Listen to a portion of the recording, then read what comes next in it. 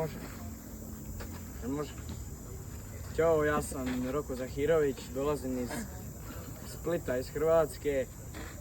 Imam 15 godina, igram u konkurenciji do 16 godina ETE i čuo sam za premium preko Miloša u Zenici na Tenis Europe prošle godine.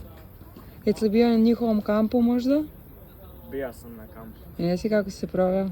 Super mi je bilo, bilo je odlično, bilo je zabavno, super smo se družili i tako. Jeste radili ili samo se družili? Ma i radili smo, ali poanta kampa je bila da se svi zbližimo nekako. Koji su ti planovi za sljedeću godinu? Planovi za sljedeću godinu Tekuću u stvari. pa da dođem u top 100 na ETI. Tako to mi je neki cilj. To je za sljedeću godinu ili? Da, za sljedeću. Hvala ti. Hvala. Dobar. Ja sam Miloš Sretenović, imam 15 godina. Trenutno igram Tenis Europe do 16 godina i najbolji uspjeh mi je bio polufinale. Do kraja godine, to igrat ću još 2 Tenis Europa, nakon toga prelazim na ITF.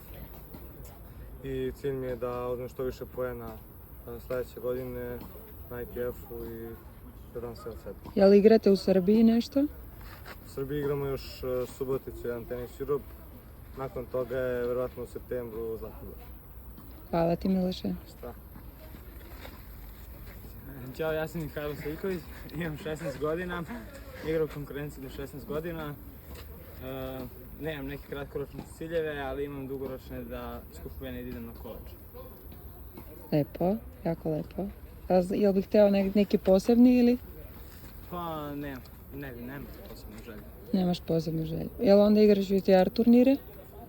Pa ne igram još, ali ću početi u skorije vrijeme. Super, hvala ti. Šta da kažem sad? Svi su sve rekli. A reci za sebe. Tako je, Roko. Pa, dobro. Ne mogu ja da radim.